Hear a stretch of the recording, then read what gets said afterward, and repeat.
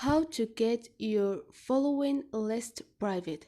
Hi guys, in this video I'm gonna show you how to get your following list private so nobody can see the people you followed. Now go to TikTok,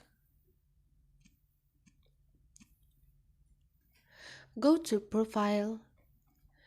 You see those three buttons up there, tap up there, then tap on setting and privacy, then tap on the option number 4, which is following list.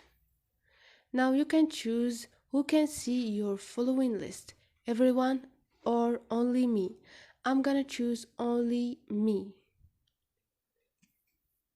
And now nobody can see your following list.